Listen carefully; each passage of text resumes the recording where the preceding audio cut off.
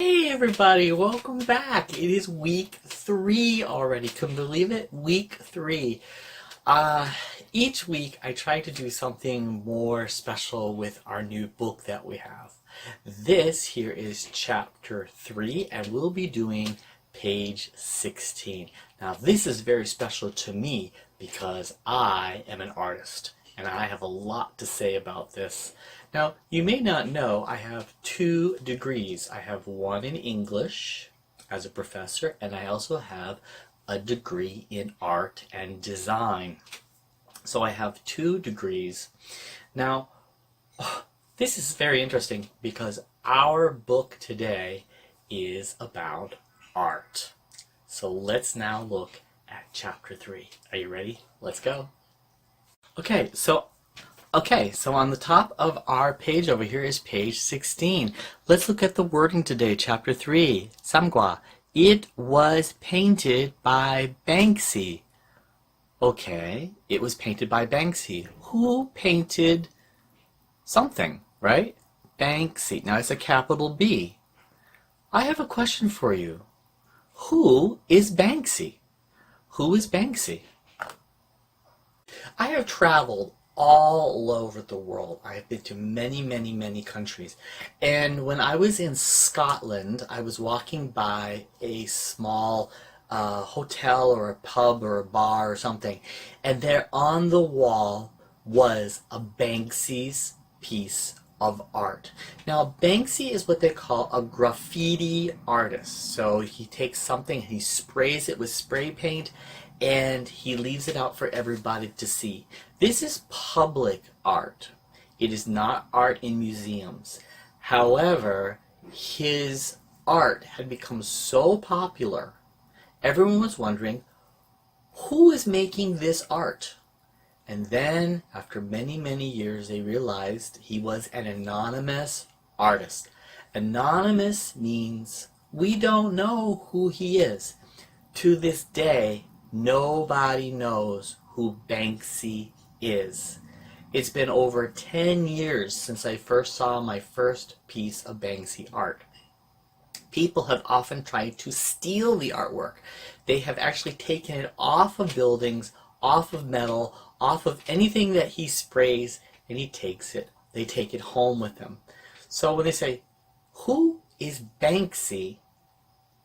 Nobody knows. So, he is an artist, and we know his name, but we don't know what his face looks like. Nobody knows who he is. So everything he does is anonymous. Do we know who he is? No. Okay, let's go on. So now we know Banksy is an artist, and he is anonymous, and we do not know who he is, but we do know that he does some graffiti art on buildings. So let's look here now at our art terms that we have. Okay, the first one we have today is sculpture. Sculpture. And sculpture is anything made with hard materials like metal or marble, different types of stone. You can use plastic, and it's usually 3-dimensional. Here we have B, portrait. Portrait is usually a painting of somebody's face. Still life. A still life is usually something with, say, objects that do not move because of being still, and life is things that are around us, maybe like a bowl of fruit or some things you have in your house put together. D, landscape. Landscape is usually mountains or sky, rivers, oceans, trees. E, drawing. Drawing, kidim, to draw something. And F, abstract painting. Abstract means unusually not normal drawing, okay? Something that's abstract is kind of hard to understand, and it's a painting. So let's now look at the 6 that we have. So now we're in a gallery, okay? And we're going to see if we can put these together. The first one is number 1. What do you think it is? There's a woman's face. She's got something, she's pouring something out of there. It is a B, a portrait. Let's go over here. We've got some, oh, no, Christopher, that's 3. This is number 2. Start over here. Okay, number 2. What is she doing? Because she's looking at the painting. What is she doing? E, drawing. Okay, now number 3. So we have some flowers and some fruit together. What do you think that is? It's a C, still life. Number 4. Ooh. I asked you a question. What is it? Huh? What is it? So we would say F, abstract painting. Okay. Let's go on to 5 over here. The man's looking at this 3-dimensional object. It is a sculpture. And Majima, last one, we have mountains and the sky. D, landscape. Let's go down here. Answer the questions. Talk about the words in the box and the words in the picture. We have different types of words here today. So we have the word illustration, traditional, confusing, amazing, realistic, monument, graffiti, boring, statue, colorful, pottery, and mural. So let's look at the first word over here, illustration, illustration. Usually that's things that are drawn with markers, magic markers. Now I have a lot of markers in my collection. These are just some of my markers that I have in my collection. These are touch markers. So if you're doing illustration work, you'd be using touch markers. Oh, we got one that ran away. Okay. Number 2 is the word traditional. Traditional. What do you think that means? Traditional means artwork or something that is done that everyone has done before. It is something that everybody does. Okay, how about the next one? Confusing. Confusing means to not understand what you are seeing. Amazing is wow, incredible, wonderful. 깜짝이야. Realistic. Realistic are things like photographs and artwork that looks like something you can identify.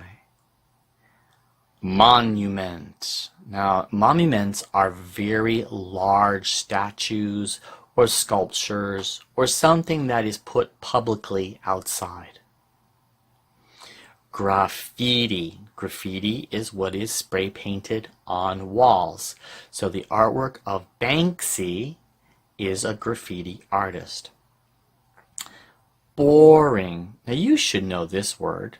This here is 심심해요, to be bored. 심심해 is it's not exciting. The opposite of amazing, 반대말, amazing, opposite is boring. Another word over here is the word statue. Statue. Something that would be in the shape of a body or an animal's body. Colorful. 물지개, the colorful parts of a rainbow. Red, orange, yellow, green, blue, purple, brown, black, pink, white, gray, all are colorful. Pottery, anything made out of clay. And the last one is mural. Mural is a painting on a wall. Look at number 1 here. Which words are types of art? Which words are types of art? So let's look now at the box again and see which one is a type. Illustration is a type. And we have traditional art. Monuments can be art. Statues are a type of art. And so is pottery and murals. Question number 2. Which words are used to describe art? Describe art. 형용사, adjectives. So we have over here the word confusing, amazing, realistic, boring, and colorful. Okay, so now let's look over here to number 3. Is each word positive, negative, or neutral? So we have positive is plus, negative is minus, and neutral could be plus or minus. The first one over here is illustration. Positive, negative, or neutral? I would say neutral. Next one is traditional. I would probably say traditional is neutral. Confusing, definitely negative. Negative. Amazing. Amazing is a plus. It's a positive. Realistic, I would say, is neutral. Monument, neutral. Graffiti, okay. This one is negative, okay, because graffiti is seen as bad. However, it can also be now seen as good. So we have plus minus on graffiti. Boring. I would say negative. Statue, neutral. Colorful, plus. That would be positive. Pottery, neutral. And mural, neutral. Please look very carefully over on page 17, and I want you to look very carefully up here at the upper right hand corner. It's an M-A-X, max, okay? We're going to read the conversation, and I have a surprise for you. Today, let's read the conversation. Kelly and Emily are talking today. We have once a year, B, still life, and C, colorful. So we only have 3 questions to answer today. Kelly, I like that mo. Did you do that, Emily? Emily, oh, thank you. I like it too, but actually it was done by my grandmother. Kelly, well, it's very mo. I really love it. Emily, thanks. She's very talented. Some of her paintings were shown at the local museum a few years ago. Kelly, wow. So you are an artistic person too. Emily, not really. I think I did a sculpture once in junior high. And I go to the museum mo or so. Kelly, why don't you go more often? Emily, I don't have to. I have my own museum right here. This chapter 3 is very funny for me because I know a few things I need to share. The first thing is, let's look back at that painting, please. I know that this painting right here is not painted by her grandmother. I do know that this is a very famous artist named Peter Max, M-A-X. And I would like to share with you something very important about this. His style came out of the 1960s. It's very colorful. And he does non-traditional work. Many of the United States presidents and ships and buildings in the United States have his artwork on it. Now I have a very special surprise for you. Now, Christopher, How do you know that that painting belongs to Peter Max? I've met Peter Max. I met Peter Max in the United States. He is now in his late 70s and he's still painting to this day. He is very famous and he's very connected to a music band called the Beatles. If you know about Beatles music, you probably have seen some of Peter Max's influences. Christopher, did you get his autograph? Not only did I get his autograph, I own a piece of his artwork. How did you do that? Well, I have to show you what happened. I have a very special shirt on today. I would normally be wearing my teacher's shirt to do a video, but today this is a very, very important shirt to wear. When I went to the gallery and I met Peter Max, I had no money to buy one of his paintings, and his signature on a poster was 300 American dollars. I went to Peter Max and I asked him, Peter, I'm an artist too, but I have no money, and I would love to get your autograph. He goes, please wait in the gallery until it's closed.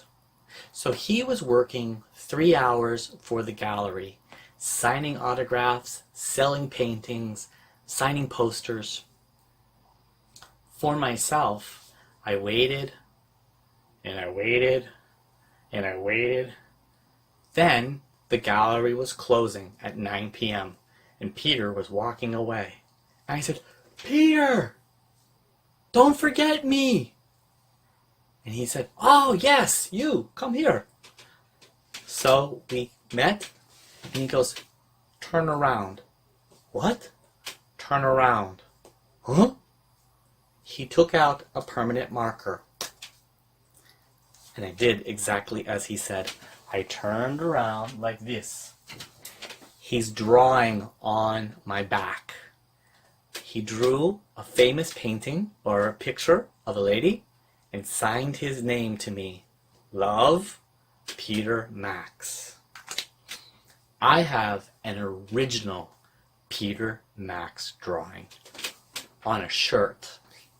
Believe it or not. Let's go back. Okay, so I know that this picture is not right. That's Peter Max's work, and actually Emily's grandmother or Kelly's grandmother didn't make it. It was Emily's grandmother did not make this piece, so they're just using it for the picture. So let's now do the conversation. Kelly, I like that more, more, more. Did you do that, Emily? What is it? I like that. Once a year, still life, colorful. Still life. I like that still life. Did you do that, Emily? Oh, thank you. I like it too. But actually, it was done by my grandmother. No, it was not. Kelly, well, it's very more, more, more. I really love it. What is it? It's very, once a year, colorful. Colorful. It's very colorful. Thanks. She's very talented. Some of her paintings were shown at a local museum years ago. Kelly, wow. So, are you an artistic person too? Emily, not really. I think I did a sculpture once in junior high. What year is that? Okay, so you have freshman, sophomore, junior high, and senior. 1, 2, 3, 4. Her third year in high school. And I go to the museum mo or so. Once a year. Kelly, why don't you go there more often? Emily, I don't have to. I have my own museum right here. It's a joke.